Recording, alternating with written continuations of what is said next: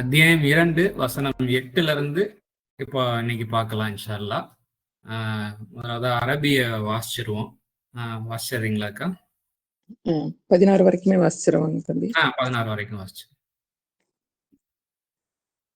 வமினன் நாசி my யகூலு ஆமன்னா பில்லாஹி வபில் யௌமில் ஆஹிர் வமாஹும் பிமுமினீன் யுஹாதிஊன அல்லாஹ வல்லதீன ஆமனு வமா யஹ்தஊன இல்லா அன்ஃபுஸஹும் வமா யஷ்உரூன் ஃபீ குலூபிஹிம் மரதும் ஃபஸாதஹுமுல்லாஹு மரதா வலஹும் அதாபுன் அலீமும் பிமா கானு யக்திபூன் இதா கீல லஹும் லா துஃப்ஸிது ஃபில் அர்ள் காலூ இன்னமா நஹ்னு முஸ்லிஹூன் அலா இன்னஹும் ஹுமுல் முஃப்ஸிதூன வலாக்கின் லா யஷ்உரூன் வஇதா கீல லஹும் ஆமினூ கமா ஆமனன் நாசு காலூ அனுமினு கமா ஆமனஸ் சுஃபஹா அலா இன்னஹும் ஹுமுஸ் சுஃபஹாஉ வலாக்கின் லா யஅலமூன்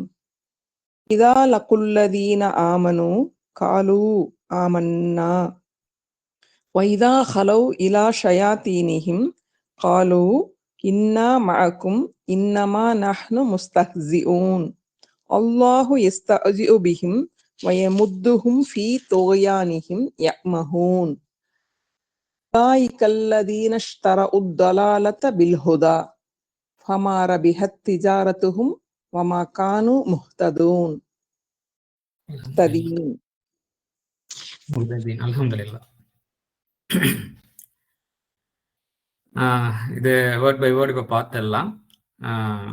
ஃபர்ஸ்ட் அதோடைய மேலோட்டமா அந்த வசனங்கள் மொழியாக்கத்தையும் பார்த்துருவோம். அதுக்கப்புறம் வேர்ட் பை வேர்டும் பார்ப்போம். வாசிச்சிடுறேன். தாங்கள் நம்பிக்கை கொண்டவர்களாக இல்லாமல் நாங்கள் இறைவனுடனும் மறுமை நாளுடனும் நம்பிக்கை கொள்கின்றோம் என கூறுவோரும் மனிதர்களில் உள்ளனர்.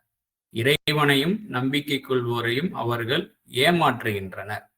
அவர்கள் யாருன்னா நம்பிக்கை கொள்ளாமல் நாங்கள் வந்துட்டு இறைவனோடையும் மறுமையினோடையும் நம்பிக்கை கொள்கிறோம் கூறுறாங்க இல்லையா, அவங்க வந்துட்டு இறைவனை நம்பிக்கை கொள்வோரை ஏமாற்ற நினைக்கின்றனர், ஏமாற்றுகின்றனர். தங்களது ஆன்மாக்களை அன்றி அவர்கள் ஏமாற்றிக் கொள்ளவில்லை, உணர்ந்து கொள்பவர்களாகவும் இல்லை. இன்னும் அவர்களை பற்றி தான் திரும்பவும் வருது. அவர்களது இதயங்களில் நோய் உள்ளது, ஆக இறைவன் நோயை அவர்களுக்கு அதிகமாக்குகின்றான். அவர்கள் பொய்யர்களாக இருப்பதை கொண்டு அவர்களுக்கு துன்புறுத்தும் தண்டனை உள்ளது. பூமியில் குழப்பம் செய்யாதீர்கள் என அவர்களிடம் கூறும்போது கூறுகின்றனர், நிச்சயமாக நாங்கள் சீர்திருத்தவாதிகளே. இதெல்லாம் கீ பாயிண்ட். நிச்சயமாக அவர்களே குழப்பவாதிகள் அல்லவா, என்றாலும் உணர்ந்து கொள்பவர்களாக இல்லை. மனிதர்கள் நம்புவது போன்று நம்பிக்கை கொள்ளுங்கள் என அவர்களிடம் கூறும்போது கூறுகின்றனர், மூடர்கள் நம்புவது போன்று நாங்கள் நம்புவதா, நிச்சயமாக அவர்களே மூடர்கள் அல்லவா, என்றாலும் அறிந்து கொள்பவர்களாக இல்லை. நம்பிக்கையோடு உள்ளவர்களை சந்திக்கும் போது கூறுகின்றனர், நாங்களும் நம்புகின்றோம். தங்களின் தீயோர்கள் பால் தனித்திடும் போது கூறுகின்றனர், நிச்சயமாக உங்களுடனே உள்ளோம், நிச்சயமாக நாங்கள் பரிகசிப்பவர்களே அப்படின்னு சொல்றோம். அவர்களுடன் இறைவன் பரிகசிக்க உள்ளான். அவர்களது வரம்புகளில் அவர்களை நீட்டிக்கின்றான், சுற்றித் திரிகின்றனர். அத்தகைய அவர்கள் வழிகாட்டலை விட்டு வழிகேட்டை பரிவர்த்தனை செய்பவர்கள். ஆக அவர்களது வாணிபம் லாபம் அளிப்பது இல்லை, லாபம் அளிக்காது, வழிகாட்டப்பட்டவர்களாகவும் ஆவதில்லை. இந்த இதுக்கப்புறமும் இது கண்டினியூ ஆகுது. அவங்க எப்படிப்பட்டவங்க அப்படின்னு சொல்லிட்டு அவங்களுக்கு உதாரணங்களும் 2 உதாரணங்கள் இதுக்கு அடுத்து கொடுக்கப்படுது. ஸோ இந்த மாதிரியான ஆட்டிடியூட்ஸ் நம்ம கிட்ட இருக்குதா அப்படிங்கிறத நம்ம பார்க்கணும். இருந்தது அப்படின்னா அதை நீக்கிக் கொள்றதுக்கு, இந்த குணங்கள் எல்லாம் நம்ம விட்டு நீக்கிக் கொள்றதுக்கும் அழகான உண்மையான என்ன சொல்றது, ஆத்மார்த்தமா வந்துட்டு இந்த இறை கோட்பாடு, இறை வாழ்வியலுக்குள்ள உண்மையா நம்ம வாழணும், அப்படி இருக்கணும்ன்ற அதுக்கேற்ற மாதிரி நம்முடைய குணம் பண்படணும் அப்படின்ற அந்த விருப்பமும் இங்க கொடுக்கப்படுது. முதலாவது தான். ஓகே, இப்போ அப்படியே வேர்ட் பை வேர்ட் பார்த்துருவோம். எல்லாம் கரெக்டாக தான் நம்ம இந்த இடத்துல வந்துட்டு தமிழில் போட்டிருக்கோமா, எதுவும் மிஸ் ஆயிருக்கா? இப்போ வேர்ட் பை வேர்ட் பார்க்கும்போது இன்னுமே கூடுதலாக நமக்கு சில விஷயங்கள் வந்துட்டு கனெக்ட் ஆகும். அதை பார்த்துருவோம். இப்போ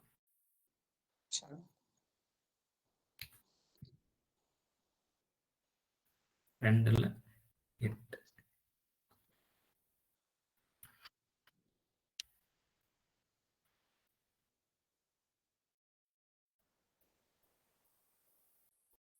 ஓகே. வமனன்னாசி மனிதர்களில் உள்ளனர். என்னன்னா மன் யகூலு கூறுவோர் உள்ளனர். என்ன கூறுவோர் உள்ளனர்?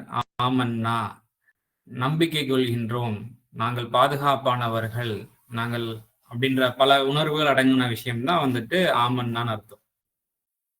நாங்க ரொம்ப பாதுகாப்பான உணர்வை கொண்டவர்கள், இறைவனுடைய வழிகாட்டுதலை கொண்டு இல்லை ஏதோ ஒன்றை கொண்டு ரொம்ப நாங்க நம்பிக்கை கொண்டவர்களாக நம்பிக்கைக்குரியவர்களாக இருக்கின்றோம், அதுவும் இறைவனை கொண்டு அப்படின்னு சொல்லிட்டு. பில்லாஹி இறைவனை கொண்டு, அதுக்கப்புறம் வந்துட்டு வபில் யௌமில் ஆஹிரி அதுக்கப்புறம் மறுமை நாளை கொண்டும் வந்துட்டு நாங்க வந்துட்டு நம்பிக்கையோட இருக்கின்றோம் என கூறுவோரும் மனிதர்களில் உள்ளனர். வமாஹும் பி மூமினீன் அப்படின்னு சொல்லிட்டு வந்திருக்கு. ஸோ வமானா இல்லைன்னு அர்த்தம், என்ன அப்படின்னும் அர்த்தம் உண்டு. அதாவது இல்லை என்ற அர்த்தமும் உண்டு, என்ன அப்படின்ற அர்த்தமும் உண்டு. மார்க் பேஸ்ட் ஆன் கான்டெக்ட், அந்த சூழலை பொறுத்துதான். சில இடங்கள்ல ரெண்டு வார்த்தையுமே ஒர்க் ஆகும், சில இடங்கள்ல ஏதாவது ஒரு அர்த்தம் தான் ஒர்க் ஆகும். இப்ப இந்த இடத்துல இல்லைன்னு போட முடியும், என்னன்னு போட முடியும். பார்க்கலாம் அது எப்படின்னு. அவங்க வந்துட்டு நம்பிக்கை கொண்டவர்களுடன் அல்லது நம்பிக்கை கொண்டவர்களாக அவர்கள் இல்லை அப்படின்னு சொல்லிட்டு வருது. அவர்கள் நம்பிக்கை கொண்டவர்களா என்ன அப்படின்னு சொல்லிட்டு கேள்வியாகவும் வாசிக்க முடியும். புரியுது. அவங்க நம்பிக்கை கொண்டவர்களா என்ன அப்படின்னு சொல்லிட்டு அது கீழே ஒரு ஆட்டிடியூட் இருக்கு. அந்த ஆட்டிடியூட்லாம் இருந்தா அவங்க நம்பிக்கை கொண்டவர்கள் இருக்கு. அதுக்கு இப்ப இந்த வசனத்துக்கு கீழே சில விஷயம்லாம் சொல்லப்படுது. அவங்க நம்பிக்கை கொண்டவர்கள் இல்லைன்னு டக்குன்னு இங்கே போட்டோம் அப்படின்னா சிம்பிளா முடிஞ்சிருச்சு. ஏன்னா இதுக்கு வந்துட்டு மா அப்படின்னா இல்லைன்ற ஒரு அர்த்தமும் இருக்கு, நாட் என்ன வாட் WHAT வாட் அப்படின்ற ஒரு அர்த்தமும் இருக்கு. இதுதான் இந்த இடத்துல தான் நம்ம வந்து சிந்தனையை இதுக்கெல்லாம் வந்து சிந்திக்கிறதுக்கு உண்டான வாய்ப்புகள், சின்ன சின்ன வாய்ப்புகள் இதெல்லாம் அழகா வந்து தெளிவுபடுத்தும். இது ரொம்ப பெரிய கஷ்டம்லாம் இல்லை. நம்ம இடத்துக்கு தகுந்தா போல ஒரு வார்த்தைக்கு 4-5 அர்த்தம் இருந்தாலும் நம்ம தமிழ்ல பேசும்போது எந்த இடத்துல அது எந்த அர்த்தத்தை குறிக்குதுங்கிறது நம்ம ஈஸி, ரொம்ப கஷ்டம்லாம் இல்லையா? இப்ப தாய்மொழியில வாசிக்கும் போது அப்படிங்கும் போது நீர் எங்கிருந்து வந்தீர் அப்படிங்கும் போது வந்து இந்த இடத்துல நீருங்கிறது யூவ குறிக்குது. கொஞ்சம் நீர் எடுத்து வா அப்படின்னா இந்த இடத்துல நீருங்கிறது எதை குறிக்குதுன்னா வாட்டர் குறிக்குது. ஸோ இப்போ ரெண்டு இடத்துலயுமே நீருங்கிற வார்த்தையை தான் பயன்படுத்தணும். ஸோ இப்போ டக்குன்னு நம்ம மைண்டு கரெக்டாக கனெக்ட் ஆகல. இந்த இடத்துல வாட்டரை சொன்னாங்க, இந்த இடத்துல யூவ சொன்னாங்க. ஸோ அது போலதான். ஸோ இந்த இடத்துல சில இடங்கள்ல இப்போ சில வார்த்தைகள் பார்த்தீங்கன்னா இப்போ அரபிமாங்கிற வார்த்தைக்கு வந்து வாட்டு அப்படின்ற ஒரு அர்த்தம் இருக்கு, நாட்டுன்ற ரெண்டு அர்த்தமே சில கான்டெக்ட்ல ஒர்க் ஆகும்.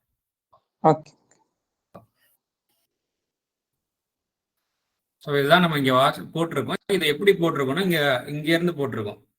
தாங்கள், அதாவது இங்க ஹுங்கிறது தாங்கள் இல்ல அவர்கள் நம்பிக்கை கொண்டவர்களாக இல்லாமல் இறைவனுடனும் அதாவது மறுமை நாளுடனும் நம்பிக்கை கொள்கின்றோம் என கூறுவோரும் மனிதர்களில் உள்ளனர். இப்படி போட்டிருக்கோம். நாங்கள் நம்பிக்கை கொண்டவர்களாக இல்லாமல் நாங்கள் இறைவனுடனும் மறுமை நாளுடனும் நம்பிக்கை கொள்கின்றோம் என கூறுவோரும் மனிதர்களில் உள்ளனர். நாங்கள் கூட இங்க தேவையில்லை, ஏன்னா எக்ஸ்ட்ரா இங்க இந்த ரோம்லயே வந்துட்டு அந்த பர்சன் ப்ளூரல் வந்துருச்சு. இங்க 2 தடவை வந்திருக்காங்கிறத நம்ம பார்க்கணும். சில நேரம் நகுனுவும் வந்துடும், அதுக்கப்புறம் ஆமன்னாவும் வரும். நகுனு ஆமன்னான்னு வந்துச்சு அப்படின்னா நாங்கள் நம்பிக்கை கொள்கின்றோம் போடலாம். ஆமன்னா மட்டும் இருக்கிறதுனால நம்பிக்கை கொள்கின்றோம் மட்டுமே போதுமானது. கான்டெக்ஸ்ட் வந்துருச்சு. மீன்ஸ் அரபில இருக்கிறபடி அப்படியே போடுறதா இருந்தா இந்த இடத்துலயே அங்க நான் வந்துருச்சு இல்லையா? சோ ஒருவரும் மனிதர்களில் உள்ளனர். அப்போ அடுத்தது வருது 9வது வசனம்.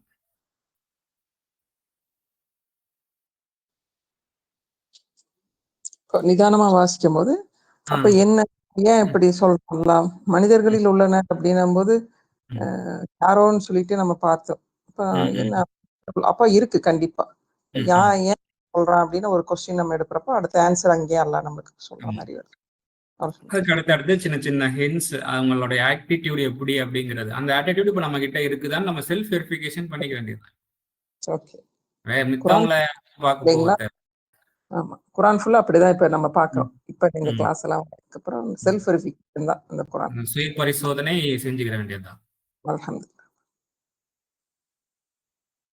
ஸோ 2வது அத்தியாயம் 9வது வசனம். யுஹாதி ஊன, அதாவது ஏமாற்றுகின்றார்கள். யாரை? அல்லாஹ், இறைவனை ஏமாற்றுகின்றார்கள். வல்லதீன ஆமனு, இன்னும் நம்பிக்கையோடு உள்ளவர்களையும் ஏமாற்றுகின்றார்கள். வமா இஹ்தஊன, அவங்க ஏமாற்றவில்லை, இல்லா தவிர அப்படின்னா எக்ஸெப்ட் யார? அன்ஃபுஸஹும், அவர்களுடைய ஆன்மாக்களை தவிர அவங்க வந்து ஏமாற்றவில்லை. ஏமாற்றுகிறார்களா என்ன அப்படின்னு வாசிக்க முடியும். அவர்களுடைய ஆன்மாக்களை தவிர ஏமாற்றுகின்றார்களா என்ன அப்படின்னு வாசிக்க முடியும். எல்லாம் அந்த உணர்வுகள் ரீதியா சொல்றேன் நான். ஸ்டில் நம்மளுக்கு வந்து கான்டெக்ஸ்ட் கிடைக்குது நம்மளுக்கு. அந்த மார்க் சொல்றேன். மார்க். வமா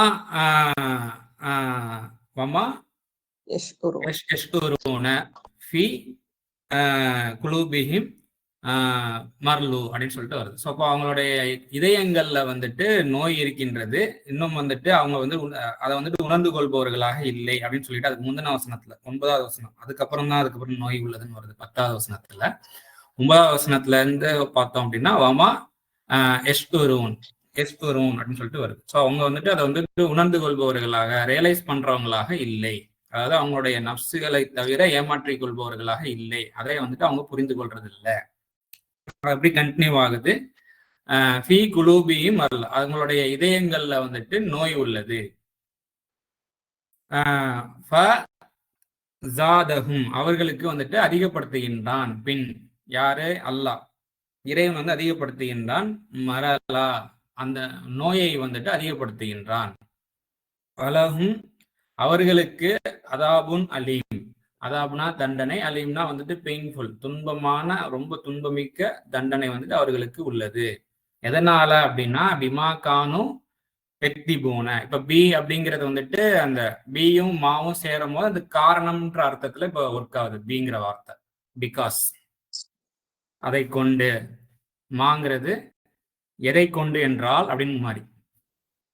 இந்த துன்பம் எதை கொண்டுனா கானு எக்திபூன், அவங்க வந்துட்டு பொய்யர்களாக, அப்படின்னா வந்துட்டு பொய்யர்களாக, ஒருமை பொய் சொல்லி மறுப்பவர்களாக இருப்பதை கொண்டு துன்பமிக்க தண்டனை அவர்களுக்கு உள்ளது அப்படின்னு சொல்லிட்டு இங்க முடியுது. இங்கேயே வந்துட்டு ஹிண்ட் ஆன்சர் வந்துருச்சு. அது எதனால அப்படின்னு சொல்லிட்டு 10வது வசனம் வரையும் பார்ப்போம். தாங்கள் நம்பிக்கை கொண்டவர்களாக இல்லாமல் இறைவனுடனும் பில்லாஹி அப்படின்னு சொல்லிட்டு, அதுக்கப்புறம் பில் யௌமில் ஆகி திரும்பவும் பி வந்திருக்கு. அதனால திரும்பவும் உடன் போட்டிருக்கணும். மறுமை நாளுடனும் நம்பிக்கை கொள்கின்றோம் என கூறுவோரும் மனிதர்களில் உள்ளனர். இறைவனையும் நம்பிக்கை கொள்வர். அந்த ஆமனும் அந்த நம்பிக்கை கொள்வர் உண்மையிலேயே யாரு, அந்த வார்த்தைக்கு உண்மையிலேயே தகுதி படைத்தவர்கள் யாரு அப்படிங்கறத நம்ம வந்துட்டு குரான்ல நம்ம பார்த்தோம். அத்தியாயம் 23ல முதல் 11 வசனங்கள் பார்த்தோம்னாலே நம்ம வந்து அந்த வார்த்தைக்கு உண்மையான தகுதி படைத்தவர்கள் எப்படிப்பட்டவர்களை அந்த வார்த்தையை கொண்டு அழைக்கப்படுகின்ற குரான் வந்துட்டு அழைக்கிறது முஃமின் அப்படின்னு சொல்லிட்டு. ஸோ அந்த மாதிரி தன்மையில ஓரளவுக்கு டிராவல் பண்ணிக்கிட்டு இருக்கிறவங்களையும் இறைவனையும் அவங்க ஏமாத்தலான்னு பாக்குறாங்க. அவங்க ஏமாற்றுகின்றார்கள். தங்களது ஆன்மாக்களை அன்றி அவர்கள் ஏமாற்றிக் கொள்வதில்லை, உணர்ந்து கொள்பவர்களாக இல்லை. அவர்களது இதயங்களில் நோய் உள்ளது. ஆக இறைவன் நோயை அவர்களுக்கு அதிகமாக்குகின்றார். இதயங்கள்ல நோய் உள்ளது அப்படிங்கும் போது இதெல்லாம் ரொம்ப அண்டர்ஸ்டாண்ட் பண்ணிக்க. ஏன்னா நம்மளுக்கு வந்துட்டு மெசேஜ் வந்துட்டு நம்ம ரிசீவ் பண்றது வந்துட்டு செவி வாயிலாகவும், பார்வை கண் வாயிலாகவும், மூக்கு வாசனை வாயிலாகவும் மட்டும்தான் வந்துட்டு நம்மளுக்கு செய்திகள் வருது அப்படின்னு நம்மளுக்கு சொல்லப்படுது இல்லையா. இதுல வந்துட்டு மூக்கு அப்படிங்கிற விஷயத்த சம்பந்தப்படுத்தப்பட்ட வந்து இதயம் வந்துட்டு ரொம்ப முக்கியமா சொல்லப்படுது. ஏன்னா இதய துடிப்புல வந்துட்டு தான் வந்துட்டு மெசேஜ் அப்சர்வேஷன் வந்துட்டு அதனுடைய துடிப்பின் அடிப்படையில தான் நம்மளுடைய எமோஷன்ஸே வந்துட்டு கால்குலேட் பண்ணப்படுது. நார்மலா மருத்துவமே நாடி பிடிச்சு தானே பாக்குறாங்க. ஆமா. மூக்குன்னு சொல்லி வருது அப்படிங்கிறீங்களா? அப்படி ஆமா. அதாவது பார்வை, என்னதுங்க? செவி, இருதயம். பார்வை, செவி, இருதயம் அப்படின்னு சொல்லுவாங்க. இதயங்கும் போது இப்ப மூக்கு சம்பந்தப்பட்டதா வருது இல்லையா? ஆ. நார்மலா நம்மளுடைய அண்டர்ஸ்டாண்டிங் எப்படி இருக்கும்? கண் வழியா நம்மளுக்கு செய்தியை அப்சர்வ் பண்ண முடியும். தொடு உணர்வு அப்படின்னு இருப்போம் நம்ம. அதுக்கப்புறம் வந்துட்டு சுவாசத்து மூலயமாக வந்துட்டு ஏதோ ஒண்ணு இருக்கு அப்படிங்கிறத நம்ம சொல்லிட முடியும். காது வழியா செவி கேட்கிறது மூலயமாக. ஸோ அதெல்லாம் ஒட்டுமொத்தையும் கவர் பண்ற மாதிரி வந்துட்டு இதயங்கள்ல நோய் உள்ளது. அந்த இதய துடிப்புகள் பேஸ்ட்ல தான் வந்துட்டு அங்கே உணர்வு இந்த அதாவது கல்பு, வஹி, ரூஹு இதெல்லாம் வந்துட்டு ஒன்றோடொன்று தொடர்புடைய வார்த்தைகளாக இருக்கு. அதாவது ரூஹுனா காற்று சம்பந்தப்பட்ட விஷயம், சுவாசம். சுவாசிக்கும் போது இதயம் வந்து துடிக்குது. இதயம் துடிப்பு, அந்த துடிப்புகள் இருக்கு இல்லையா, அந்த துடிப்புகள்ல வந்துட்டு மெசேஜ் இருக்கு அப்படிங்கிறது உண்மை. அந்த இதய துடிக்கிற விதத்துல துடிக்கிறதுல வந்து மெசேஜ் இருக்கு அப்படிங்கிறது மெசேஜ் வந்து நம்ம அப்சர்வ் பண்ணிக்கிட்டு இருக்கோம். ஒவ்வொரு விதமா துடிக்கும், ஒரே மாதிரிலாம் துடிக்கிறது. அதை டீகோட் பண்றதுக்கு நமக்கு கத்துக்கணும், அவ்வளவுதான். பெருசா ஒண்ணு. ஆமண்ணா, அதாவது அமைதியா, அதாவது பீஸா இருக்கும்போது ஒரு வந்து அமைதியா அந்த சுவாசமே தெரியுது. அதே மாதிரி ஒரு நெருக்கடியா இருக்கும்போது ரொம்ப மூச்சு விடுற கஷ்டமா இருக்கு அப்படி சொல்றீங்களா? புரியல. அதேதான்.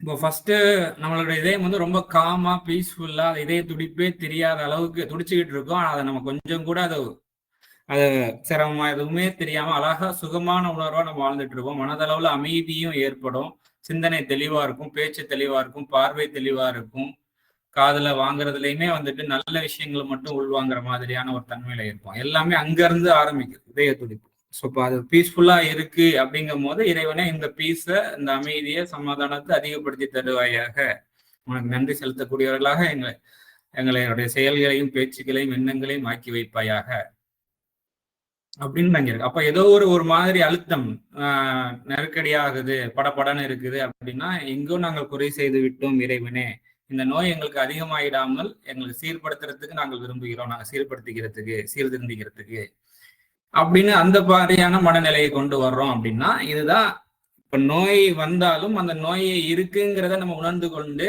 உடனே வந்துட்டு சரி பண்ணிக்கிறதுக்கு உண்டான மனநிலை, அதுவும் அங்க உள்ள செய்தியா சொல்லப்படும். அந்த விஷயத்தின் மேல நம்ம கவனத்தை குவிக்கும் போது நம்ம வந்து ப்ரிகாஷன், ஓரளவுக்கு முன்னெச்சரிக்கையாக கொஞ்சம் சேஃபர் ஜோனுக்கு வந்துடும். நோய் அப்படின்னாலே நமக்கு வந்து இதயத்து நோய் அப்படிங்கறதெல்லாம் இது வந்து ஏதோ பேசுது, குரான் பேசுது, கண்டிப்பா ஒரு முக்கியமான விஷயமா தான் இருக்கும். அதனால இந்த மாதிரி போக்கஸ் நம்ம பண்ணி பார்க்கல இல்ல, அதனால கேட்க. இப்ப இதயத்துல நோய் இருக்குதுங்கும் போது மனசு பிரச்சனை வரும்போது அப்ப நம்ம அதுக்குள்ள வழிகளை வந்து வேற தேடுவோம். மனவழி நிறைய, இந்த நோய் நிறைய எல்லாருக்குமே அனுபவிச்சிருப்போம். அதுக்கு வந்து வழிகளை வேற தேடுவோம். இறைவன் வந்து அதுக்கான வழிகளை சொல்லிட்டு இருக்கான். இதனாலதான் இது ஏற்பட்டுச்சுங்கிறான் இல்லைங்களா? ஈமானிய நோய் அப்படின்னு சொல்லலாம். அதுக்கு ஒவ்வொருத்தவங்களுடைய அண்டர்ஸ்டாண்டிங்க்கு தான். நம்ம இப்ப நீங்க எழுதி வச்சுக்கிற போது என்ன சொன்னா நம்மளுக்கு ஞாபகம் வரும், என்ன வார்த்தை போட்டா நீங்க எழுதி வச்சுக்கிறது தான் பாயிண்ட்ஸா. இப்ப இதயங்கள்ல நோய் உள்ளது. அப்ப அந்த நோயை வந்துட்டு நம்ம அப்சர்வ் பண்ணல அப்படின்னா மனநிலை கொண்டுதான் வந்துட்டு உடல் நோயும் அடுத்தடுத்து உருவாகுது. பிசிக்கலா நம்ம டேமேஜ் ஆகுறதும் அப்படித்தான். ஏன்னா நம்ம தெளிவில்லாம போகும்போது எங்கேயாவது போய் காலை கொண்டு போய் இடிச்சுப்போம், டக்குனு எங்கன்னா போய் முட்டிப்போம், பேச்சுல வார்த்தை ஒழுங்கா இல்லாம சூழ்நிலை மோசமாகும், நிறைய இருக்கு. இதுக்கப்புறம் தான் உடல்ல ஏற்படுதுங்கிறதே வந்து இதுக்கப்புறம் தான் ஏற்பட போகுது. அதாவது இதயத்துல கவனிக்காத போதுதான் உடல்ல வருது அப்படிங்கிறீங்களா? அப்படி சொல்ல எல்லாத்தோடைய ஆரம்ப புள்ளியா இருக்கு. ஆரம்ப புள்ளியா இதுல சீராயிட்டாலே நம்மளுக்கு எல்லாமே தெளிவாயிடுது. அதுக்கப்புறம் எப்பவுமே சீர்படணுங்கிற ஒரு கான்சியஸும் இருக்கும். ஏன்னா என்னதான் இருந்தாலும் 100% அப்சர்வ் பண்ணி அந்த மெசேஜ் அப்சர்வ் பண்ணி நம்மளால வந்துட்டு செயல்படுத்துறதுல பலவீனம் இருக்கும். அதுல வந்து ஸ்கில்ஃபுல்லா ஆகணும்னா அதான் மூமின், இந்த தன்மை, அதாவது இறைவனையும் நம்பிக்கை கொள்வோரையும் இந்த தன்மைக்குள்ள தொடர்ந்து டிராவல் பண்ணும்போது கொஞ்சம் ஸ்கில்ஃபுல்லா ஆயிடும். அதாவது ஃபெயிலியர்னுடைய இல்ல மிஸ்டேக்கினுடைய ரேஷியோ வந்து குறையும் அப்படின்ற உணர்வு இருக்கு. இப்போ அவருடைய இதயங்களில் நோய் உள்ளது, ஆக இறைவனை நோயை அவர்களுக்கு அதிகமாக்குகின்றான். அவர்கள் பொய்யர்களாக இருப்பதை கொண்டு அவர்களுக்கு துன்புறுத்தும் தண்டனையும் உள்ளது. பொய்யான விஷயங்களை வந்துட்டு அவங்க அதிகமா பேசும் பொழுது, அதாவது உண்மைக்கு மாற்றமான விஷயங்களை பேசக்கூடியவர்களாக இருக்கின்றார்கள் என்றால் நோயை வந்துட்டு அவர்களுக்கு அதிகமாக்குகின்றான். உண்மைய பேசுறது முக்கியமாக இருக்கு. அந்த உண்மையையும் வந்துட்டு எப்படி பேசணும், விவேகமா, அதாவது நான் எல்லாத்தையும் நேரடியா வெளிப்படையா பேசக்கூடியவன் சொல்லிட்டு ஏனாதானும் பேசக்கூடாது. அதுலயும் கற்றுக் கொடுத்தல் ஒரு ப்ராக்ரஸ் இருக்கும். அதாவது பொய் அப்படிங்கிறது பேசுறது மட்டுமே இல்லையா, பொய்யான ஒரு என்னது நம்பிக்கை, பொய்யான வாழ்க்கை, எல்லாமே இந்த உலக வாழ்க்கை சொல்லும் போதே அது வந்து ஒரு கொஞ்சம் சொற்பமான வாழ்க்கைன்னு சொல்லும்போது அதுதான் நிதம்னு சொல்லி நினைச்சுக்கிறோம் இல்லைங்களா?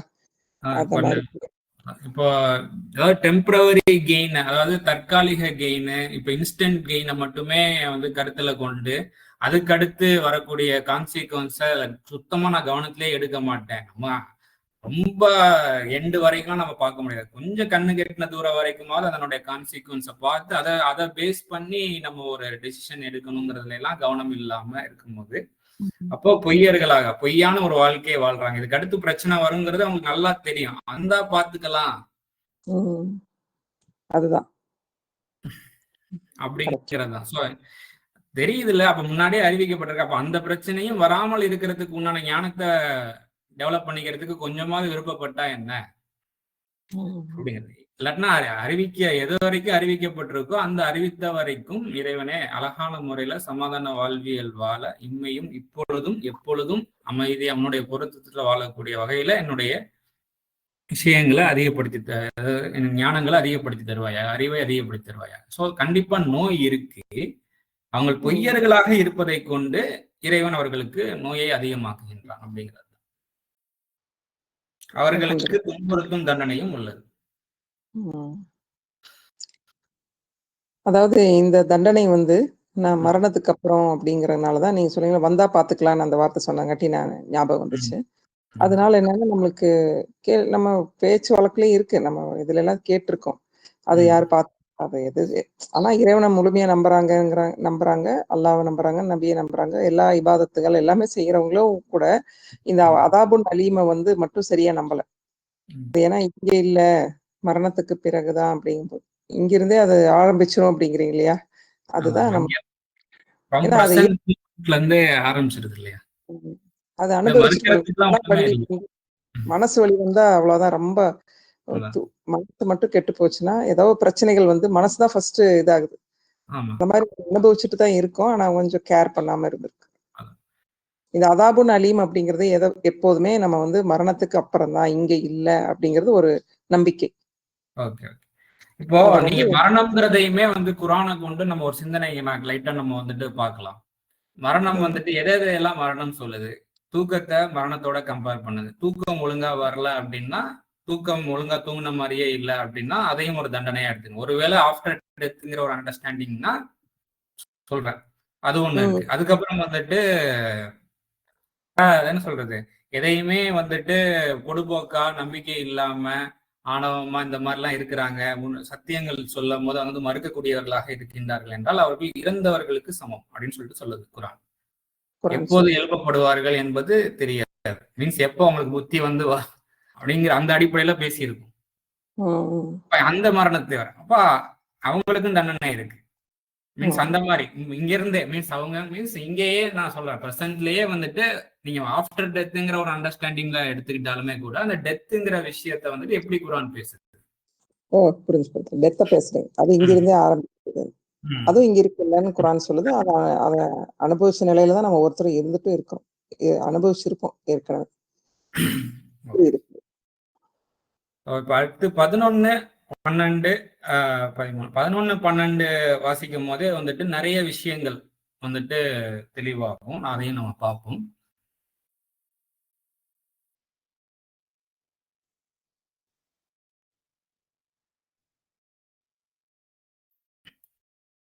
இதா கீழ லகும், அதாவது அவர்களிடம், லகும்னா அவர்களிடம், அவர்களுக்கு, கீழனா கூற கூறப்படும் போது, இதானா போது அப்போதுன்னு சொல்லிட்டு வரோம். ஸோ அவர்களிடம் கூறப்படும் போது, என்ன கூறப்படும் போது, லா துஃப்சிது, ஃபசாதுங்கிற வார்த்தையில இருந்து வரக்கூடிய இந்த தூ அப்படிங்கிற வார்த்தை வந்துட்டு எதிர்க்க இருக்கிற செகண்ட் பர்சனை பார்த்து, அதாவது அந்த அவர்களிடம் என்ன சொல்றாங்க அப்படின்னா, குழப்பம் செய்யாதீர்கள் அப்படின்னு சொல்றாங்க. ஃபசாது செய்யாதீர்கள் ஃபி அர்லின்னா பூமியில் அப்படின்னு சொல்லிட்டு, அதுக்கு சொல்லும் போது என்ன சொல்றாங்க, காலு அவர்கள் கூறுவது, இன்னமா நஹ்னு முஸ்லிஹூன், நிச்சயமாக நாங்கள் வந்துட்டு சாலிகை கொண்டவர்கள் அப்படின்னு சொல்லி சொல்றாங்க. சாலிஹ்ன்ற வார்த்தையில இருந்து வரக்கூடியதான் முஸ்லிஹூன். அதுக்கப்புறம்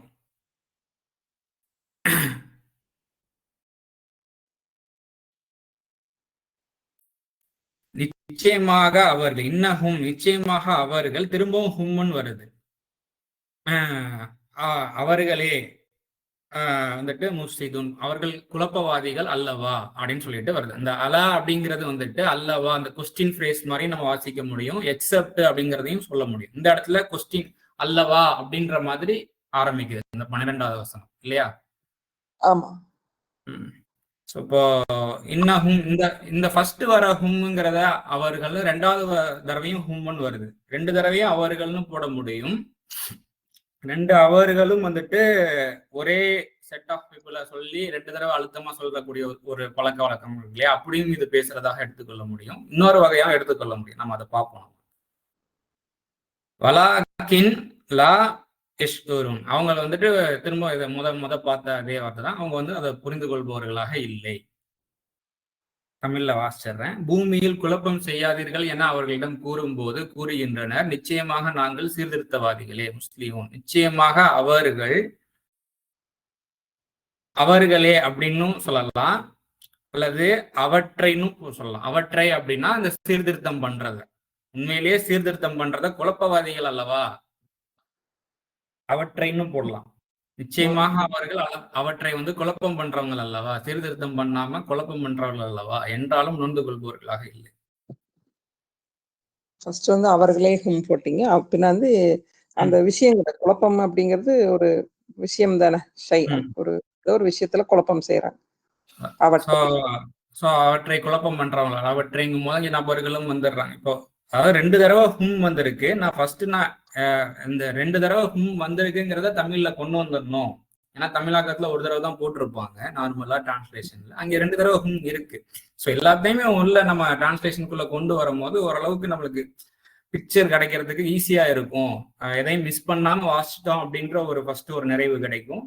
அதுக்கப்புறம் வந்துட்டு அதுல இருந்து கிடைக்கக்கூடிய தெளிவுகள், இறைவனே ரப்பி சித்னி இல்மை அதிகப்படுத்தி தருவாயாக, தெளிவை அதிகப்படுத்தி தருவாயாக. இந்த வார்த்தைகள் எதையுமே விட வேண்டாம் அப்படிங்கறக்காக கொண்டு வந்து, அதே சமயம் அவர்கள் அவற்றை ரெண்டுமே புரிச்சு. இப்போ இது வந்து ரொம்ப முக்கியமான பாயிண்ட்டுங்க. பூமியில் குழப்பம் செய்யாதீர்கள் என அவர்களிடம் கூறும்போது கூறுகின்றனர், நிச்சயமாக நாங்கள் சீர்திருத்தவாதிகளே. இப்ப என்னன்னா, நாமளும் வந்துட்டு நிறைய விஷயத்த கரெக்ட் பண்றோம்னு சொல்லிட்டு, சீர்திருத்தம் பண்றோம்னு சொல்லிட்டு பல விஷயத்துக்குள்ள மண்டை நுழைச்சிட்டு இருக்கோம் இல்லையா? கண்டிப்பா. ஸோ இதுதான் நம்ம பண்ணிக்கிட்டு இருக்கோம் அப்படின்னு நினைச்சிட்டு, மீன்ஸ் சீர்திருத்தம் பண்ணிக்கிட்டு இருக்கோம் அப்படின்ட்டு, நம்ம எல்லாம் வந்துட்டு கரெக்ட் பண்றவங்க எல்லாத்தையும் சொல்லிட்டு. ஆனா நம்ம அந்த மாதிரி உண்மையிலேயே சீர்திருத்தம் தான் பண்றோமா இல்ல குழப்பம் விளைவிக்கின்றோமாங்கிறது இந்த இடத்துல ரொம்ப கவனம் தேவைன்னு சொல்லிட்டு இந்த வசனம் வந்துட்டு ஹைலைட் பண்ணுது. ரொம்ப உண்மை. இன்னைக்கு காலகட்டத்துல இது ஒண்ணும் விளக்கியே கூற வேண்டாம், எல்லாருக்குமே தெரியும் எந்த அளவுக்கு நான் சீர்திருத்தம் செய்யறேன்னு சொல்லி குழப்பங்கள் ஏற்பட்டுருச்சு நம்ம இதுக்குள்ள சமுதாயத்துக்குள்ளேயே சமீபமாவே. அப்போ வந்துட்டு ரீஃபார்ம் வந்துட்டு வெளியே யாருக்கும் சொல்றதுக்கு பதிலா ரீஃபார்ம் அவர் செல்ஸ் அப்படின்னா கொஞ்சம் இப்ப நமக்கு நாமே ஏதோ ரீஃபார்ம் சரி பண்ணிக்கிட்டு இருக்கோம், ஒரு விஷயத்த கரெக்ட் பண்றோம், ஒரு மாத்தி இப்படி செய்ய வேண்டாம் இப்படி செய்யலாம் சொல்லிட்டு ஒரு கரெக்ஷன் பண்றோம் அப்படின்னா அது உண்மையிலே கரெக்ஷன் தானா இல்ல தப்பா ஒரு முடிவு எடுத்திருக்கோமாங்கிறது எப்ப தெரியும்னா நமக்குள்ள நடக்கக்கூடிய குழப்பங்கள், தப்பா நம்ம முடிவு பண்ணிருக்கோம், இன்னும் கொஞ்சம் கரெக்ட் பண்ண வேண்டியிருக்குன்னு சொல்லிட்டு செல்ஃப் கரெக்ஷன்ஸ் நடக்கும் போது அது வந்து ரிஃப்ளெக்ட் ஆகும், வெளியே கரெக்டாகி ரிஃப்ளெக்ட் ஆகும். லேசான முறையில யாருக்குமே அழுத்தம் கொடுக்காம, ப்ரெஷர் கொடுக்காம, கமாண்டா இல்லாம என்னுடைய உணர்வுகளை செயலாகும் நான் சாதாரண முறையில பேச்சுக்கள்ல வெளிப்படுத்தும் பொழுது அங்க குழப்பம்ங்கிறது குறையுது.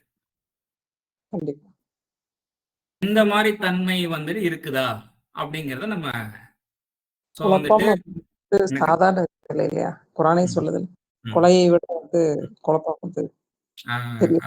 அங்க ஃபித்னான்னு இருக்கும்னு நினைக்கிறேன்.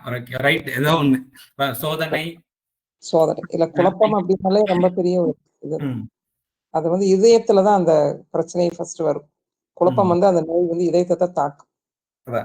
கண்டிப்பா இதயம் அங்க இதய துடிப்பு ஒழுங்கா இல்லைன்னா மண்டையும் ஒழுங்கா வேலை செய்யாது. இதன் அடிப்படையில் தெளிவா சொல்ற மாதிரி நாங்க சீர்திருத்தம் செய்யறோம்னு சொல்றவங்கள பார்த்து செல்ஃப் கரெக்ட் பண்ணாம அந்த அனலைசேஷன் குரானை வச்சு மனசாட்சி ஞானம் இல்லாம நாம் சீர்திருத்தம் சொன்னா குழப்பம் செய்யறாங்கன்னு அதோட ரிசல்ட் தான் அப்படின்னு சொல்லி. கண்டிப்பா இது நீங்க பாத்தீங்கன்னா பெரும்பாலும் வந்துட்டு கொஞ்சம் வசதி படைத்தவர்கள் என்ன பண்ணுவாங்க அப்படின்னா கொஞ்சம் நல்லா கொஞ்சம் நிறைய அவங்களுக்கு கொஞ்சம் வாழ்வாதாரத்தை அதிகப்படுத்தி கொடுத்துருப்போம். இப்போ அவங்க என்ன நினைப்பாங்க அப்படின்னா நிறைய ஃபேமிலியில நடக்கக்கூடிய பிரச்சனைகளை சரி பண்ணி வைக்கணும்னு அவங்க நினைப்பாங்க. ஸோ அது அந்த எண்ணம் வந்துட்டு நல்ல எண்ணம் தான். ஆனா இயல்பாகவே அந்த அதிக வசதி இருக்கும்போது கொஞ்சம் டாமினேட்டான பேச்சுகள் இருக்கும்.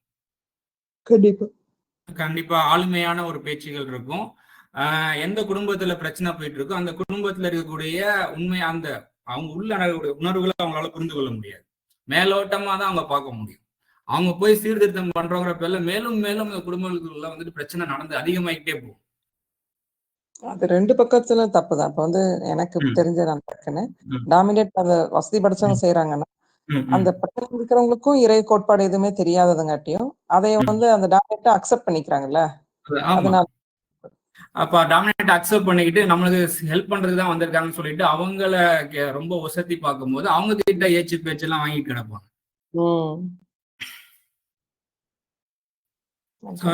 மீன்ஸ் இது எல்லாமே வந்துட்டு நான் ஃபேக்டை நான் சொல்றேன். எல்லார்கிட்ட எல்லார் வாழ்க்கையிலுமே என்னுடைய வாழ்க்கையில எல்லாருடைய வாழ்க்கையிலும் ஒரு தனிநபரை பெரிய ஆளா அப்படின்னு நினைக்கும் போது நார்மலா நம்மளுடைய உணர்வுகளை லேசான முறையில் எடுத்து சொன்னாலுமே அவங்கள நம்மளை வந்துட்டு இவ்வளவு நாள் நம்மளை சீர்திருத்தவாதியா நம்ம பார்த்தோம், நம்மளை இவ்வளவு வஞ்சனையா பேசுறாங்களே அப்படின்ற அந்த உணர்வுகள்லாம் நம்ம பார்த்திருப்போம், எக்ஸ்பீரியன்ஸ் பண்ணிருப்போம்.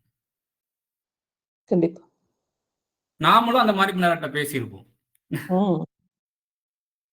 அதுதான் உண்மை. ஸோ இப்போ இந்த உணர்வுகள் அப்போ நம்ம சீர்திருத்தம் பண்றோமா உண்மையிலேயே, இல்ல மேற்கொண்டு பாதிப்புகளை ஏற்படுத்துறோமா? அப்படி பாதிப்பு ஏற்படுத்துறோம், நம்ம சீர்படுத்த போயும் பாதிப்பு நடக்குதுன்னா ஒதுங்கிறது பெட்டரா இல்லை, ஃபேர் பெட்டர். ஓகே, இறைவன் அவங்களுக்கு ஏதோ ஒரு வகையில அவங்களுக்கு சரி பண்ணி கொடுப்பான். நம்ம உள்ள என்ட்ரானா நம்மளை உள்ள என்ட்ராவாத அவங்க சில விஷயம் கத்துக்கிற வேண்டியிருக்கு, வாழ்க்கையில படிக்க வேண்டியிருக்குன்னு நமக்கு இறைவன் சொல்றான்னு சொல்லிட்டு நம்ம நகர்ந்துக்கணும், நம்மளை சரி பண்ணிக்க பார்க்கணும்.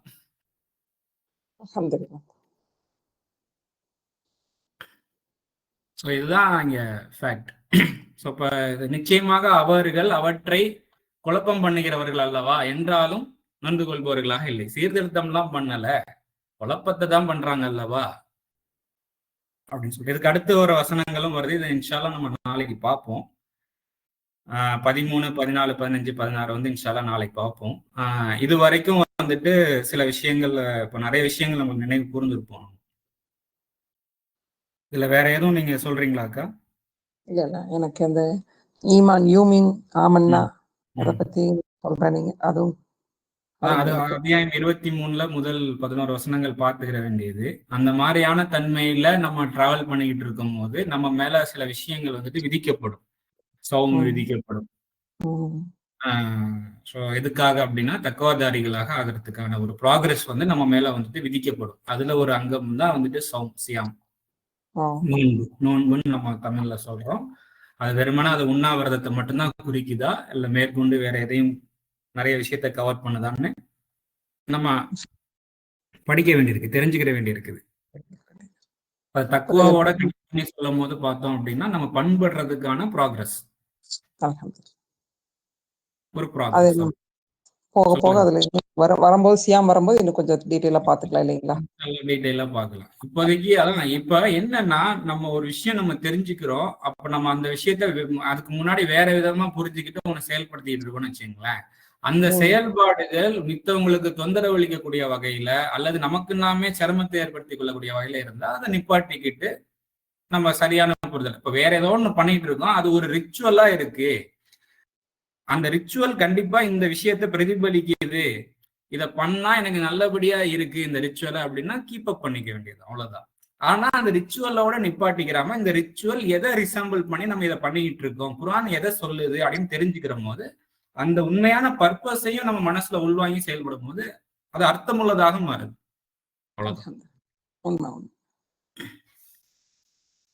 அதே மாதிரி நோய் பத்தி சொன்னீங்க, அதுவும் வந்து இதய நோய் தான் ஃபர்ஸ்ட் குர்ஆன் ஹைலைட் பண்ணது ஆரம்பத்திலே. இன்னைக்கு நோய் தான் உலகம் ஃபுல்லா, ஹாஸ்பிட்டல், எஜுகேஷன், இதை விடவே ஹாஸ்பிட்டல்ல எல்லாரும் வீட்லயும் இருக்கும் நோய் அப்படின்னா மருந்து அடுத்தது. அந்த இடத்துல வந்து இதய நோயை ஃபர்ஸ்ட் சரி பண்ண வேண்டியதா இருக்குங்கிறது. எல்லா இடத்துலயும் கரப்ஷன், அதாவது ஃபசாது வந்துருச்சு, மருத்துவத்துறையில ஃபசாது வந்துருச்சு. அவங்க சீர்திருத்தம் பண்றாங்களா, உண்மையிலே பண்ண யோசிச்சு பார்க்கணும். சீர்திருத்தவாதிகள் தானே சொல்றாங்க, மருத்துவ மீன்ஸ் குணப்படுத்துபவர்கள். சைக்காட்ரிஸ்ட் எடுத்துக்கலாம், சைக்காட்ரிஸ்ட் உங்க மனசை வந்து சீர்திருத்தம் பண்றோம் அப்படின்னு சொல்றாங்க. எத்தனை பேருக்கு அது சக்சஸ் ரேட்டை கொடுத்துருக்கு. இன்னும் சொல்ல போனா சைக்காட்ரிஸ்ட் அந்த டாக்டர்ஸே எத்தனை பேர் வந்துட்டு கடைசி நிலையில அவங்களுக்கு மருத்துவம் தேவைப்படுற அளவுக்கு இருக்காங்க, சில பேர் உயிரை மாய்த்து கொண்டவர்களும் இருக்கிறார் சைக்காட்ரிஸ்ட். ஏன்னா உணர்ந்து கொள்ளவில்லை எதை எந்த புள்ளியை நம்ம பிடிக்கணுங்கிறது தெரியல. சொல்றேன், சைக்காட்ரிஸ்டனுடைய எனக்கு தெரிஞ்சு வந்துட்டு என்ன பண்ணுவாங்க அப்படின்னா, கொஞ்ச நேரம் உங்களுடைய கவலைகளை வந்து கேட்பாங்க, ஒரு 5 நிமிஷம். அதுவும் சில பேர் தான் கேட்பாங்க, இன்னும் ஒரு சில பேர் வந்து பார்த்தவொடனே ஓகே அப்படியா, ஓகே ரைட், இந்தாங்க மாத்திரை, என்ன ப்ரெஷர் மாத்திரைன்னு சொல்லுவாங்க. பட் அது ஸ்லீப்பிங் டேப்லெட், தூக்க மாத்திரையை தவிர இல்லை.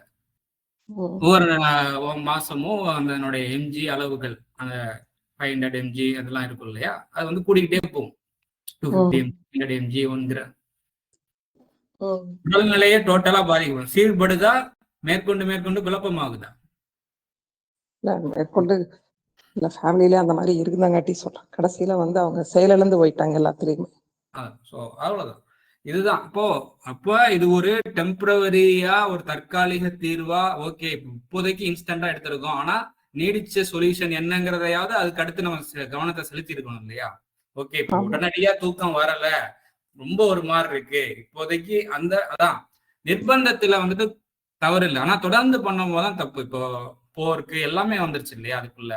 இப்போ ஏதோ ஒரு வேற வழியே இல்ல, பசியில இருக்கிறோம், அதுதான் இருக்கு அப்படின்னா அதை சாப்பிடுங்க. ஆனா எந்நேரமும் அதையே சாப்பிட்டுக்கிட்டு இருந்தீங்கன்னா அந்த போருக்கு சாப்பிட்டா என்ன விளைவோ அது நமக்கு காமிச்சிடும். இல்ல, அதுக்கு ஒரு மாற்று இருக்குங்கிறத நம்ம மறந்தங்காட்டி தான் அந்த இடத்துல இப்ப எல்லாருக்கும் அது போகணும்னு விருப்பம் இருக்காது கண்டிப்பா. அதுக்கு ஒரு மாற்று இந்த வேதத்துக்குள்ள, குர்ஆனுக்குள்ள இருக்கு, நம்மளுக்குள்ளே இருக்கு அப்படிங்கறது நம்ம கொஞ்சம் அதன்படி வாழ்ந்துட்டும் இருக்காங்க, நிறைய பேர் இருக்காங்க. இப்ப என்னன்னா நம்ம வந்துட்டு ஷோ ஆஃப் மேல நம்ம வந்துட்டு நம்மளுக்கு நம்பிக்கை கொள்றோம். யார் வந்து பக்காவா பார்க்க பிரசன்டேஷனா சூப்பரா, ஒரு என்ன சொல்றது, ஒரு ரெஸ்ட் ரூம் கழுவுற ஒரு அட்வர்டைஸ்மெண்ட் முதற்கொண்டு அவர் வந்து ஒரு ஒயிட் கோட் போட்டிருப்பாங்க, இந்த ஸ்டெதஸ்கோப் தொங்கிட்டிருப்பாங்க. இதுதான் வந்துட்டு நம்மளை வந்துட்டு ஈர்க்கிறது. இது வந்து ஒரு ஐடென்டிபிகேஷன் தான். ஸோ ஒரு டூத் பேஸ்ட் வச்சிருக்கவங்க முதற்கொண்டு அவங்க அந்த ஒயிட் கோட், இதுதான் வந்துட்டு என்ன சொல்றது, MBAல இதெல்லாம் சொல்லி கொடுப்பாங்கன்னு சொல்லுவாங்க. இது வந்துட்டு என்ன சொல்றது, ஒரு formula, marketing formula, marketing strategy. அது நம்மளை அறியாமலே என்ன பண்ணுது அப்படின்னா, இது வந்து உண்மையா ஒரு என்ன சொல்றது, ரெகக்னைஸ்டு பீப்புள் கிட்ட இருந்து வரக்கூடிய மெசேஜ்னு சொல்லிட்டு ஆக்சுவலி அவங்க ஆக்டிங் தான் பண்றாங்க. அதெல்லாம் நம்மளோட பிரெயின் போறதுக்கு முன்னாடியே அந்த பேஸ்ட் மேலேயோ இல்ல அந்த ஏதோ ஒண்ணு சொல்றாங்கன்னா அது மேல நம்மளுக்கு வந்துட்டு நம்ப ஆரம்பிச்சு. ஸோ இதெல்லாம் இப்போ என்ன அப்படின்னா, இது மித்தவங்களை விட்டுருவோம், நம்மளுக்கு நாமே இந்த மாதிரி நம்ம வெறுமனே ஷோ ஆஃப் பண்ணி நம்ம பண்றோம் அப்படின்னா மேபி டெம்பரரியா ஒரு கெயினை கொடுக்கலாம். பின்னாடி யாருக்கு நம்ம கொடுத்தோமோ அவங்க கொஞ்சம் அளவு சுதாரிச்சுட்டாங்கன்னா அவங்க தப்பிச்சுக்கிட்டாங்க. ஆனா நம்ம அதை ஏற்படுத்தணும், நம்மளை கண்டிப்பா அது வந்தடையும். கண்டிப்பா. அப்போ ரொம்ப மாறுபாடு நடக்கிறது இல்லைங்களா? அது வந்து இறை கோட்பாட்டுக்கு மாறுபாடா நடக்கும்போது இறைவன் வந்து கண்டிப்பா அதை விட மாட்டான். மாறுபாடா நடக்கவே முடியாது. அதாவது இறை கோட்பாடுங்கிறது ஒண்ணுதான். அதுல நீங்க எப்படி வேணா நடந்துக்கிடலாம் அந்த கோட்பாடுக்குள்ள. சோ இப்படி நடந்தா உங்களுக்கு பீஸ், இப்படி நடந்தா உங்களுக்கு ஹெல்லு அப்படிங்கிறது தான் இங்க. சோ நீங்க எதை வேணா சூஸ் பண்ணிக்கங்க. பட் இதுக்குள்ள நீங்க வாழ முடியும், அவ்வளவுதான். கோட்பாடை விட்டு வெளியே போக முடியாது. போக முடியாது. சுப்ஹானல்லாஹ். அல்ஹம்துலில்லாஹ். கொஞ்சம் நிதானமா இப்ப கிளாஸ் முடிஞ்சாலும் அதை பத்தின கொஞ்சம் சிந்தனைகளோட தேடுதலோட இருந்தா கண்டிப்பா இன்னுமே அழகான வாழ்க்கை நம்ம இதை விடவே இன்னும் நிறைய விஷயங்கள் நமக்கு கிடைக்கும் அப்படிங்கிற உணர்வா இருக்கு. ஸோ ஒன்று இதில் வந்து என்ன சொல்லப்படுதுன்னா, பொய்யான வாழ்க்கையிலேருந்து நம்ம வந்து விடுபடுறதுக்கு 2 உதவி தேடுவோம். அதுக்கப்புறம் வந்துட்டு சீர்திருத்தம் பண்றோங்கிற பேர்ல மேற்கொண்டு மித்தவங்களையும் குழப்பி நாமளும் குழம்பிட்டு இருக்க வேண்டாம். ஒருவேளை நம்மளுக்கு ஏதோ ஒரு இடத்துல வாய்ப்பு கிடைக்குது யார் விஷயத்தையும் கரெக்ட் பண்றதுக்கு, அப்படி பண்ணும்போது அந்த ஸ்மூத்னஸ் பீஸ் அதிகரிக்குதாங்கிறதையும் நம்ம கவனிக்கணும். இல்ல அங்க ஏதோ டிஸ்டர்ப் ஆகுது அப்படின்னா கம்முன்னு இருந்துட வேண்டியதுதான். நம்மள நாமே கரெக்ட் பண்ணிக்க வேண்டியது. நல்லது செய்யறோம்னு சொல்லி கூட குழப்பம் ஏற்பட்டுருது நிறைய இடத்துல. சீர்திருத்தம்னால அதுதானே. ஆமா, ரீஃபார்மிங். அதான் இந்த சாலிஹ்ன்ற வார்த்தைக்குள்ள ரீஃபார்ம்ன்ற அர்த்தம் இருக்குங்கிறதுக்கெல்லாம் இந்த வசனம்லாம், ஏன்னா இந்த இடத்துல எல்லாருமே சீர்திருத்தம் தான் போட்டிருப்போம். அமலுல் சாலிஹின் அப்படின்னா செயல்களில் சீர்படுதல்னு அர்த்தம். ஏன்னா அமலுல் சாலிஹின் வந்துட்டு நிறைய இடத்துல வரும் குர்ஆன்ல. ஆமா, நார்மலா அது மொழியாக்கங்கள்ல வந்துட்டு நற்செயல்னு போட்டிருப்பாங்க இல்லையா? ஆமா, நற்செயல்கள்னு சொல்லி போட்டிருப்பாங்க. ஏன்னா சாலிஹ்க்கு வந்துட்டு நல்ல அப்படின்னு சொல்லிட்டோம், அமலுக்கு வந்துட்டு செயல், நற்செயல். இது ரெண்டுமே இப்ப நீங்க சொன்ன பிறகு மிகப்பெரிய ஒரு வேறுபாடு இருக்கிற மாதிரி இருக்கு. என்னன்னா, இப்ப நான் என்னை சீர்திருத்தாம நான் வந்து நல்ல செயல்கள் நிறைய செஞ்சுட்டு இருக்கிறேன். செயல்கள் அப்படிங்கும்போது இப்ப தர்மம் செய்யறது, ரிச்சுவலா நிறைய விஷயங்கள் செஞ்சுக்கிறது. ஏன்னா சுய சீர்திருத்தம் வந்து ரொம்ப முக்கியமா இங்க ஹைலைட் பண்ணுது இல்லைங்களா? செய்யாம செய்யறப்பதான் ஒரு செய்யறவங்களுக்கு ஒரு அமைதி இருக்கணும் இல்லையா? அதாவது நான் தொழுகிறேன், நான் துவா செஞ்சேன், நான் தர்மம் செஞ்சேன், எனக்கு என்னோட துவா ஏத்துக்கல, என்னோட கஷ்டம் எனக்கு இப்படி வருது அப்படிங்கிற அந்த வார்த்தைகள்லாம் அதிகமா பேசப்படுது இல்ல. அதனால கேட்டேன். அல்ஹம்துலில்லாஹ். அமலு சாலிஹா அப்படிங்கறது வந்து என்னங்கிறது இப்ப சொன்னீங்கல்ல, செல்ஃப் கரெக்ஷன். அது போட்டா இன்னுமே நல்லா இருக்கு.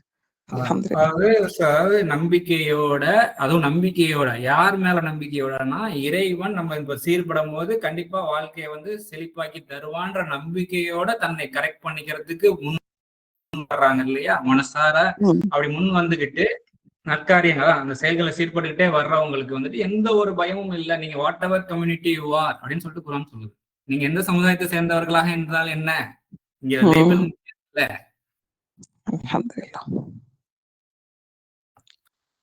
இறைவன் ஒருவன் இருக்கின்றான் என்பதை மனதில் நிறுத்தி, அதாவது இறை பேராற்றல் ஒண்ணு இருக்குது, என்ன ஒரு செயல் செய்தாலும் அதற்கு வந்துட்டு ரிசல்ட், கான்சிக்வன்ஸ்னு ஒரு ஆகிர் ஒண்ணு இருக்கு அப்படிங்கிறத கவனத்துல கொண்டு தன்னைத்தானே சீர்படுத்தி கொண்டு வருபவர்களுக்கு எந்த ஒரு பயமும் இல்லை. அவர்கள் பெரும் சிக்கல்ல சிக்கிட மாட்டாங்க. சின்னதா எங்கேயோ மிஸ்டேக் நடந்தாலும் சுதாரிச்சிருவாங்க. நம்ம கரெக்ட் பண்ணி ஆகணும், எங்கேயோ மிஸ்டேக் நடந்திருக்குன்னு சொல்லிட்டு கரெக்ட் பண்றதுக்கு பார்ப்பாங்க. அப்ப அங்க பெரும் துன்பங்கிறது இல்ல. அழகழகா இன்னும் அதுக்கப்புறம் அந்த மிஸ்டேக்னுடைய ரேஷியோவும் குறைஞ்சிக்கிட்டே போயிடும். இதுதானே ஃபேக்ட். உணர முடியுது இல்லையா நம்மளால?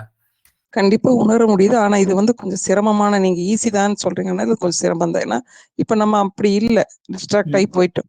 இப்ப நம்மளையே சரி பண்ணணும், நம்மளையும் சீராக்கணும் அப்படிங்கிறது வந்து கொஞ்சம் வந்து பிராக்டிஸ் ஆகணும்.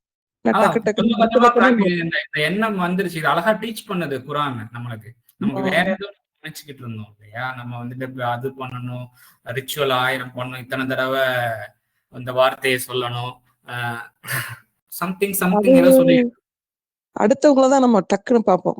கண்ணு வந்து நம்ம மனசு கண்ணெல்லாம் நெக்ஸ்ட் அடுத்ததான் பாக்குது. அப்புறம் காரணம் சொல்லுது. ஏதோ ஒன்னா உடம்புனே இது சாப்பிட்டங்காட்டியும், ஒண்ணு சரியில்லைன்னா இது சரியில்லாதங்காட்டி அப்படி ஆயிடுச்சு. ஒரு குழம்பே சரியில்லைன்னா அது மிளகா அப்படி சரியில்லை, பருப்பு சரி, ஏதோ ஒண்ணு இந்த மாதிரி காரணங்கள் அடுத்த இடத்துலதான் தேடி பழகினதுனால மத்தவங்களோட குறைகளையே பார்த்து ஏதோ ஒரு பிரச்சனைனா நம்மளோட இருக்கு உண்மையுமே ஃபர்ஸ்ட் வர்றதில்லை. ஏன் இந்த பிரச்சனை எனக்கு ஏன் மனவலி ஏற்பட்டுச்சு அப்படின்னா நான் என்ன செஞ்சேன்னு நினைக்காம அவங்க இப்படி பண்ணனாலதான் அப்படிங்கிறது அப்படி ஒரு பரவிருச்சு. அந்த நோய் தான் அது. அந்த நோய் 3வது 4வது காரணமா இருக்கும். அது முதல் காரணம். இந்த நோயிலிருந்து விடுபடும் போது அழகான ஒரு வாழ்க்கை இறைவன் இங்கிருந்தே நம்ம ஸ்டார்ட் ஆயிரும் அப்படிங்கிற போது ஒரு விருப்பமா இருக்குது. அதை அடையணும் அப்படிங்கிறது வந்து மிகப்பெரிய ஒரு விருப்பமா இருக்கு. அல்ஹம்துலில்லாஹ்.